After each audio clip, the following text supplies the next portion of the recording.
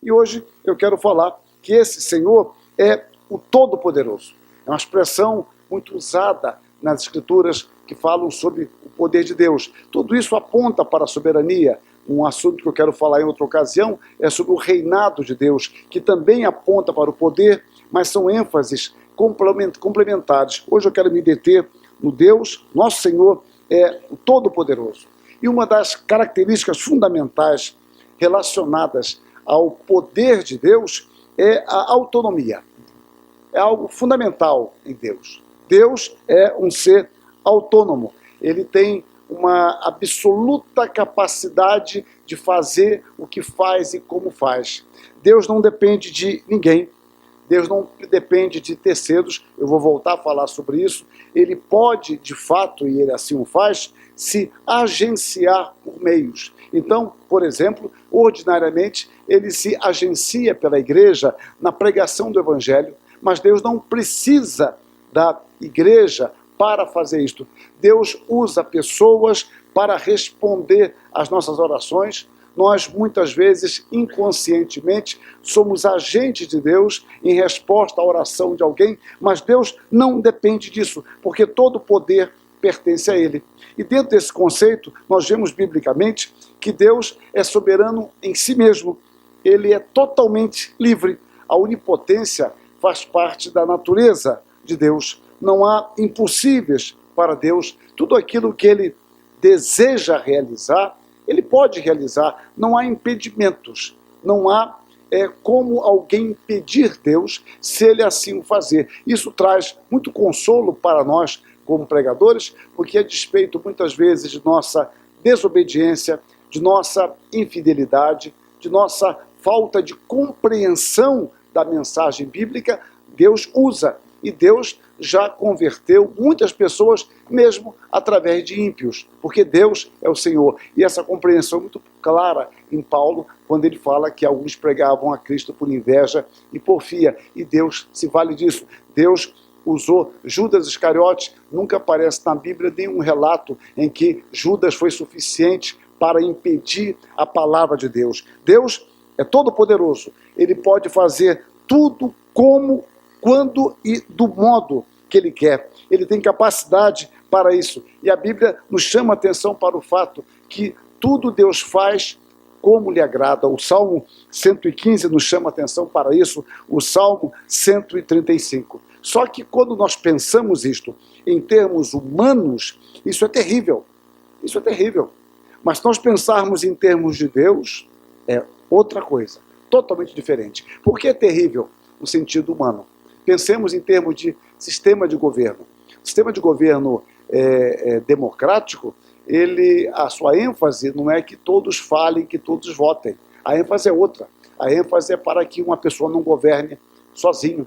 Porque quando alguém governa sozinho, ele tende a cada vez mais estender os seus tentáculos de forma sedutora e domina e explora. E é por isso que os homens gostam, por exemplo, de se perpetuar no poder. Há famílias fantásticas que se perpetuam no poder e certamente não é pelo amor à pátria, mas é pelo amor aos seus ganhos e aos seus interesses. Mas quando nós falamos em Deus, nós olhamos diferente.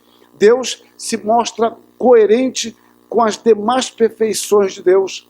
Não há contradição em Deus. O poder de Deus nunca é um poder tirânico, porque nem haveria isso para Deus, porque tudo lhe pertence. Até mesmo quando Deus manda que nós evangelizemos, encontramos isso muito fortemente nos Salmos e de forma explícita em Jesus Cristo, quando ele diz, ide por todo mundo e prega o evangelho, ali é uma manifestação da sua bondade, do seu amor e do seu poder, porque tudo lhe pertence. Nós não vamos invadir territórios, tudo pertence a Deus. A vontade de Deus, ela é eticamente perfeita e santa. Então em Deus não há contradição dele ser mais justo, menos misericordioso, mais amor, menos bondoso. Deus age sempre em harmonia. Ou seja, a natureza de Deus se manifesta de forma perfeitamente coerente, coisa que conosco não é. Por isso que a dificuldade nossa é tentar projetar Deus a partir de nós.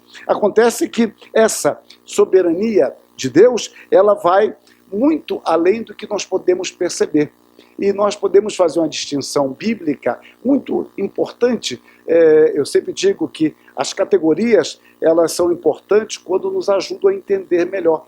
Quando você arruma ou entende ou percebe uma classificação que nos dá uma visão melhor da realidade, isso é muito importante. Mas essa classificação, ela em geral é uma classificação relativa, que você pode ter uma depois para compreender melhor. E essa classificação clássica, ela é muito importante para entender que o que nós chamamos de poder absoluto de Deus e o poder ordenado de Deus. Quando nós falamos de poder absoluto, nós estamos dizendo que Deus tem poder para fazer todas as coisas conforme Ele determinar. Não há impossíveis para Deus, não há impedimentos para Deus. Ele cumpre perfeitamente o que Ele decreta. Mas o que Ele decreta tem a ver com o seu poder absoluto e com o seu poder ordenado. Então entendamos, Deus pode fazer todas as coisas, poder absoluto. Mas Deus vai fazer o que Ele ordenou fazer. Então Ele só pode ordenar fazer o que Ele vai fazer porque Ele tem poder absoluto para isso. E Ele vai cumprir o que Ele determina fazer. Vocês encontram isso de forma muito clara. Há vários textos, mas uma passagem bíblica magnífica que ilustra isso é quando os amigos de Daniel são expostos ao fogo e o desafio de Nabucodonosor é que queria ver que Deus iria livrá-los e eles falam claramente, se Deus quiser, Ele pode nos livrar.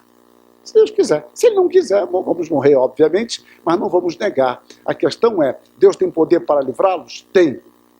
Mas Deus quer fazer? Eu não sei. Então nós tornamos sempre a palavra. Paulo desejou muitas vezes ir a Roma, mas ele não sabia se Deus queria ou não. E no tempo próprio, Deus quis. Paulo quis ir a Bitínia. O Senhor o impediu de ir a Bitínia. Paulo desejava ir à Espanha pregar o Evangelho. Teoricamente não sabemos se ele conseguiu ir lá, há lendas a respeito disso, mas biblicamente não temos certeza. Então, quando você ora a Deus, você não tem dúvida do poder de Deus. A sua questão é, Deus deseja isso? Se Deus não deseja isso, certamente não é o melhor, porque Deus tem o melhor para os seus filhos, embora tenha poder para fazer algo além do que Ele revelou. Então, o poder de Deus, ele não serve de limite conforme Ele revela a nós. Ou, refazendo a frase, a revelação de Deus não serve de limite para o poder de Deus. Tudo que Deus revela é de fato. Deus não se fantasia. Deus não usa máscara. Deus não usa uma coreografia infantil conosco. Não. Deus nos trata como gente maduras. Ele nos conduz. Todo o Velho Testamento trata o povo como a infância, até chegar à maturidade do Novo Testamento. E dentro dessa maturidade, Deus não assume formas irrelevantes. Deus outrora falou aos pais pelos profetas. Agora, Ele nos falou por Jesus Cristo. É o que diz Hebreus no primeiro capítulo até o verso 4. Então, a revelação de Deus, ela é real. Mas há duas questões. Primeiro, eu não esgoto a revelação de Deus. Eu não compreendo-a completamente. E mesmo assim, essa revelação é parcial, no sentido de que Deus não revelou tudo, mas Ele revelou tudo que Ele quis revelar de forma suficiente. Que Deus tem poder para fazer muito mais, só que Ele agirá sempre em harmonia com a sua natureza. Não há aquela questão de encontrar Deus num bom momento ou num mau momento, vamos deixar para depois. Isso é coisa humana, não funciona assim para Deus. Então, na criação e na preservação, nós temos uma magnífica amostragem de quem é Deus, do poder de Deus, da santidade de Deus, da justiça de Deus, mas nós não esgotamos isso. O poder de Deus transcende, ultrapassa infinitamente o que Deus revela em sua palavra.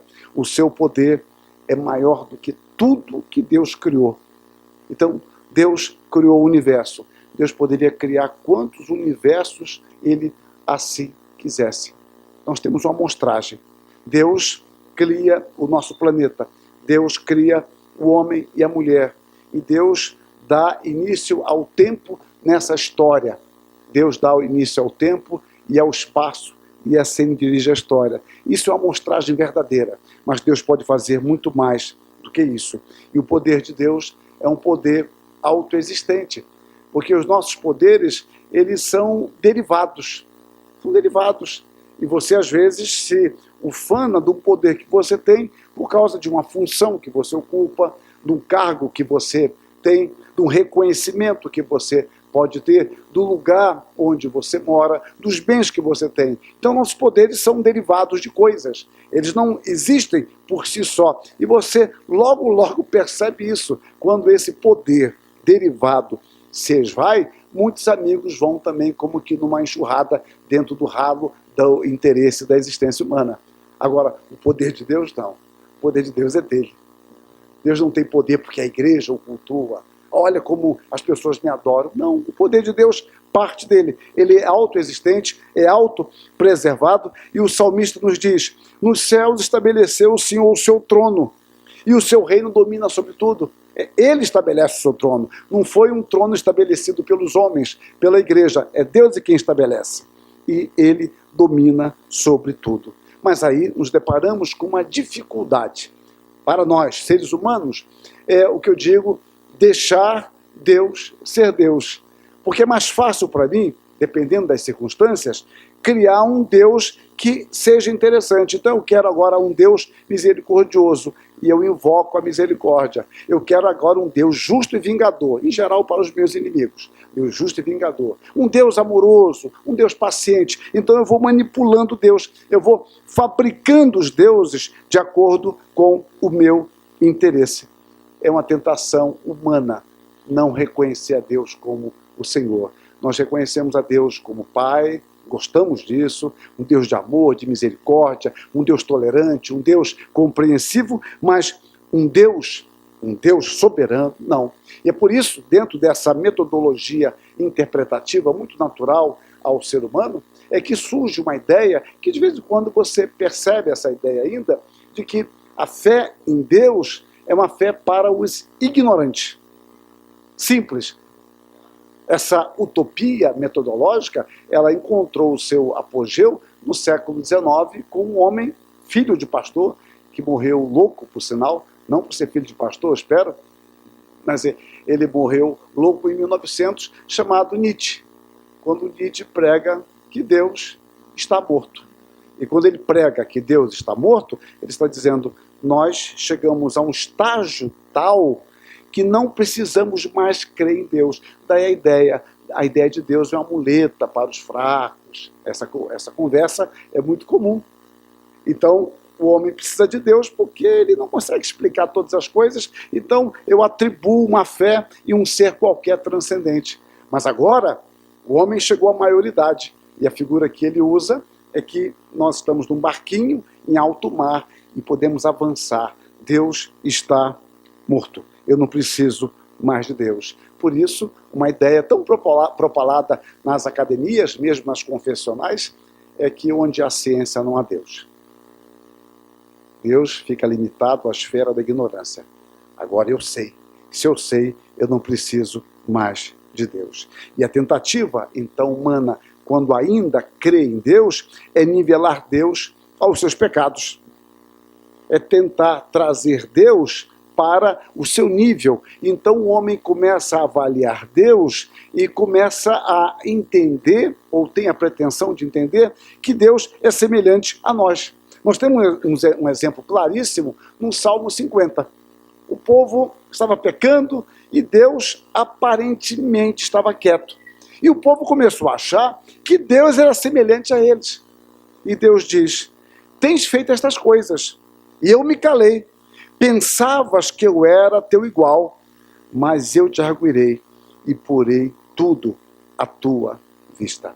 Então, nós queremos muitas vezes baixar o nível de Deus a nós e queremos interpretar Deus desta forma. Só que, meus irmãos, o caminho para o ateísmo é justamente esse caminho.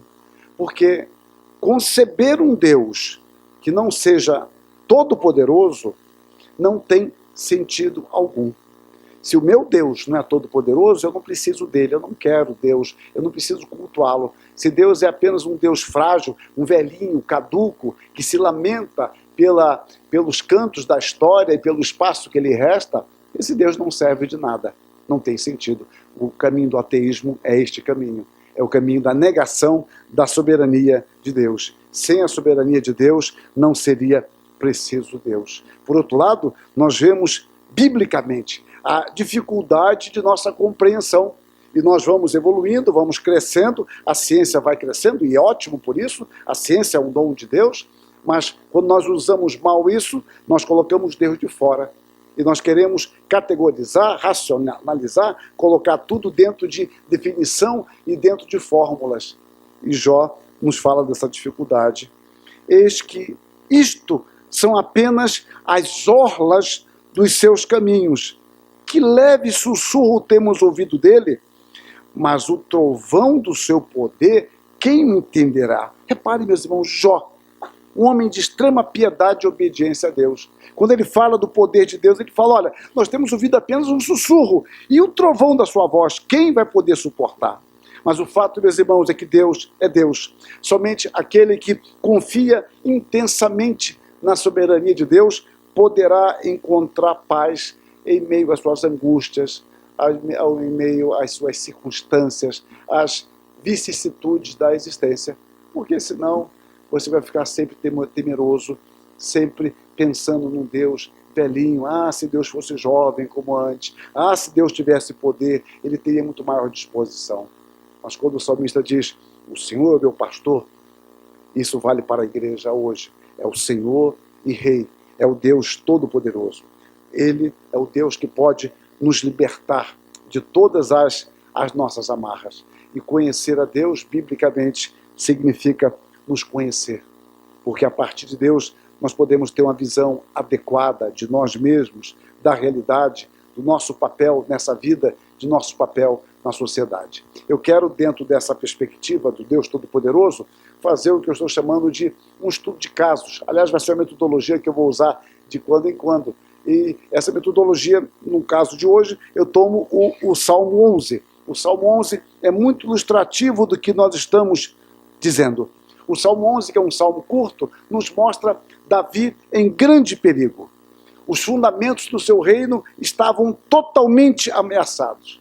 E os seus amigos o aconselham a fugir para as montanhas, onde ele teria melhor abrigo. A ideia é que ele está cercado, seus inimigos estão com flechas apontadas para ele, parece que não há saída, e a ideia é, fuja. Isso fica muito claro nos 3 primeiros versos do Salmo 11. Não sabemos com certeza o contexto deste salmo. O mais provável é que seja no período que Absalão preparava de forma sorrateira uma rebelião contra ele. E Davi, ele se nega a fugir. É algo complicado isso. Davi se nega a fugir para os montes. Mas Davi já havia se escondido antes. No tempo em que Saul o perseguia, ele havia se escondido. Mas ele não quer fazer isso dessa vez. Mas há uma visão teológica importante. Na narrativa de Samuel, lemos assim: permaneceu Davi no deserto, nos lugares seguros, e ficou na região montanhosa no deserto de Zif. Saul buscava-o todos os dias, porém Deus não o entregou na sua mão. A perspectiva dos amigos de Davi nessa nova fase é que ele teria proteção nos montes. E Davi já havia se protegido nas cavernas e nos montes. Mas por que agora ele não quer ir? A minha impressão, meus irmãos, é que Davi entende que aquele não era o caminho estabelecido por Deus. Não que houvesse problema ir para os montes. É porque os seus amigos estavam entendendo que, estrategicamente, os montes seriam a sua proteção. E Davi entende que a sua proteção não está nos montes. A sua proteção está em Deus. Os montes podem servir de instrumento de proteção. No entanto, é Deus quem protege. Na narrativa que vimos, Deus não o entregou na sua mão. Ou seja, ele estava abrigado ali, mas Deus poderia colocá-lo em campo aberto. se Deus assim o quisesse, e Deus o protegeria. Davi também, ele não vai aqui apelar para uma suposta bondade. Eu não apelo para os montes, nem para a minha inocência. Por exemplo, o que fiz eu para merecer isso? E aqui nós temos uma questão complicada do nome. O que Davi tinha era teimosia ou era um princípio teológico? Esta é uma questão importante, meus irmãos. Nós podemos não ter interesse nenhum teológico, que é estranho dentro da fé cristã, de modo especial protestante.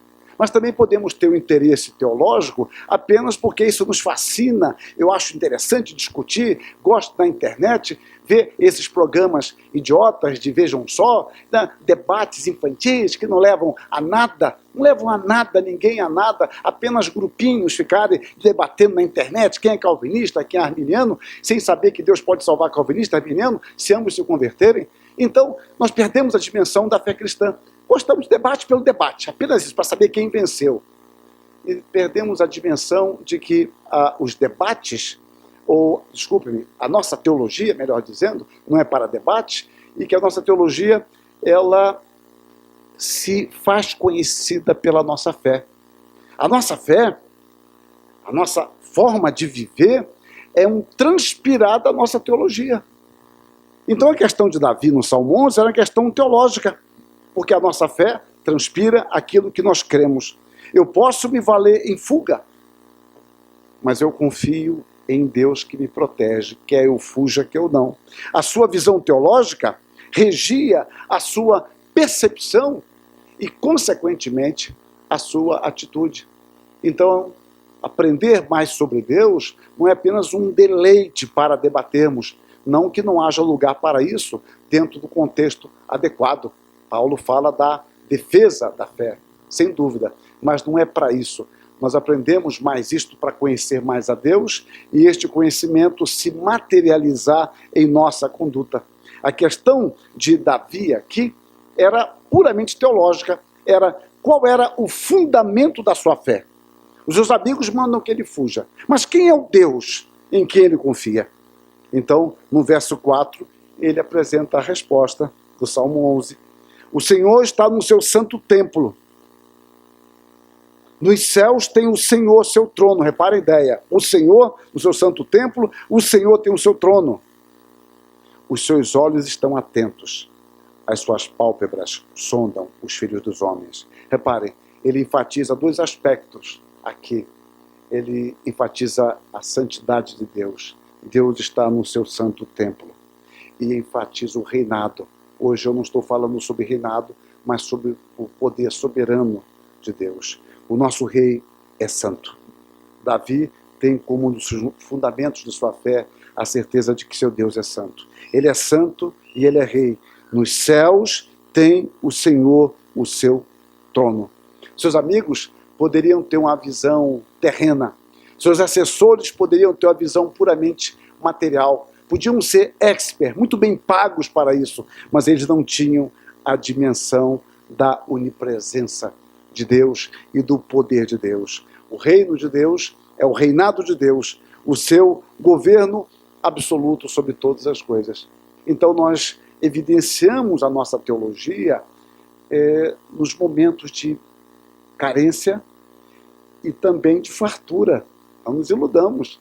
Na fartura também nós evidenciamos em quem nós cremos, em quem nós depositamos a nossa confiança. Todo o poder, meus irmãos, pertence a Deus. Deus tem autoridade sobre todas as coisas. Toda autoridade provém de Deus. Então toda autoridade derivada é derivada de Deus. Confiar supostamente num poder estranho a Deus é o máximo de tolice. É o máximo de infantilidade, é uma loucura, porque não há poder que não proceda de Deus. Ninguém tem poder para autoexistir. No texto pela manhã, quando nós estudamos na lição de hoje, sobre Naum, vimos a ilusão do Reino Norte quando confiava no Egito como seu socorro. E Deus diz, isso não vai adiantar de nada. e as 10 tribos foram exterminadas. E depois, de uma forma inversa, Deus diz ao rei do sul, olha, a Síria parece muito poderosa, não parece? Parece, mas ela vai ser apagada do mapa. Confie em mim. E o povo seguiu a Deus. Então percebam, meus irmãos, que não há poder que possa resistir a Deus. Deus tem autoridade sobre toda a realidade. A vontade de Deus é perfeita. É isso que Paulo diz aos Romanos, que a vontade de Deus é perfeita. Não há impossíveis para Deus. É isso que o Senhor Jesus Cristo vai nos dizer. Não há impossíveis para Ele. Não há impedimentos para Deus. E é justamente o que diz, por exemplo, o anjo a Maria, surpresa por sua gravidez anunciada. Porque para Deus não haverá impossíveis em todas as suas promessas. Deus é livre. O ímpio Nabucodonosor, ele teve esse discernimento correto quando, extasiado diante do poder manifesto de Deus, diz: segundo a tua vontade, segundo a sua vontade, ele opera com o exército do céu e os moradores da terra. Não há que ele possa deter a mão, nem lhe dizer o que fazes. Assim, meus irmãos, conforme as Escrituras, Deus é livre para usar os seus anjos, usar os eleitos, usar os ímpios, usar Satanás, usar uma jumenta e os montes. Ele é quem determina. E a soberania de Deus, ela é concreta, não é abstrata. Porque às vezes nós, quando falamos de Deus, pensamos de uma categoria apenas abstrata. Deus é soberano, mas a palavra de Deus nos mostra que a soberania de Deus é concreta, palpável. E é isso que fundamenta a fé do salmista quando ele diz: os seus olhos estão atentos, as suas pálpebras sondam os filhos dos homens. É claro que é uma figura de linguagem que ele está usando para dizer que Deus observa com atenção, nada escapa. Deus está atento à nossa vida. Deus está atento ao seu povo. Calvino chamava isso de providência especialíssima, providência geral para com todas as coisas, providência especial para com as suas criaturas e a providência especialíssima para com a sua igreja. A figura vem demonstrar que Deus não está distante. Deus é um Deus que se revela e cuida de nós. E é por isso que nós podemos confiar em Deus e dizer: o Senhor é meu pastor. Eu sei quem é o meu Senhor. E Jesus Cristo vai nos ensinar. Não andeis ansiosos pela vossa vida, quanto ao que haver de comer ou beber, nem pelo vosso corpo, quanto ao que haver de vestir. Não vos inquieteis com o dia de amanhã, pois o amanhã trará os seus cuidados. Basta o seu dia, o seu próprio mal. Paulo, o apóstolo Paulo, preso, segue esta mesma orientação e ele vai nos dizer: não andeis ansiosos de coisa alguma, em tudo, porém, sejam conhecidas diante de Deus as vossas petições pela oração e pela súplica com ações de graças. É pela fé que nós tomamos posse da providência invisível de Deus. Deus cuida de nós. O Senhor, de fato, é o nosso pastor. Ele sabe de nossas necessidades, muitas vezes ainda imperceptíveis. E vocês vejam isso na criação. Na criação. Adão estava no paraíso, sem a mulher. Era um paraíso sem a mulher. Mas o paraíso era muito pouco. O paraíso era muito pouco. Deus tinha algo melhor para o homem. Mas o homem ainda não havia percebido a sua solidão e Deus diz: não é bom que o homem viva só. Falei uma auxiliadora idônea. O homem não havia percebido isso. E pôde depois se deleitar com a sua esposa. E isso acompanha a história do ser humano. Ambos se completam, se constituindo uma só carne. E Deus diz: não é bom que o homem esteja só. Talvez o homem nem houvesse pensado no que era a solidão. Mas Deus sabia que não era bom. Deus se antecipa. Eu nem percebo muitas vezes a minha necessidade. E Deus já a supre. A nossa demorada consciência do que carecemos não escapa aos olhos de Deus. Ele é atento. Deus não é indiferente ao nosso clamor. No Salmo 34, Davi declara: os olhos do Senhor repousam sobre os justos, e os seus ouvidos estão abertos ao seu clamor. Ele cuida permanentemente de nós.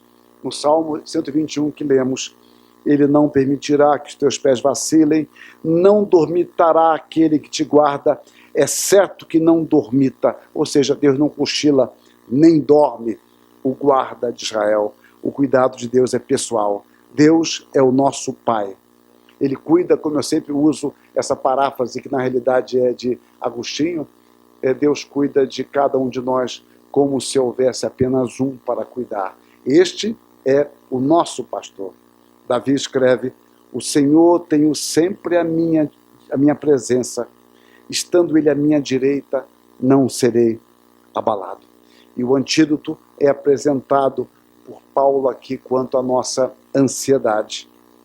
O antídoto para a nossa ansiedade é uma oração sincera e confiante no Senhor, por meio da qual nós expomos as nossas dúvidas, os nossos temores e a nossa confiança. Por isso que orar é exercitar a nossa confiança em Deus, num Deus providente, sabendo que nada nos faltará. Então, quando vocês pensarem, o Senhor é o meu pastor, pensem, o Senhor de fato é o nosso pastor, é o Senhor Todo-Poderoso, que não depende de nada nem de ninguém. E Ele de fato é o nosso pastor porque Ele cuida de nós. E mais, esse Pai, que é o nosso Pai, que é o nosso pastor, é o Senhor.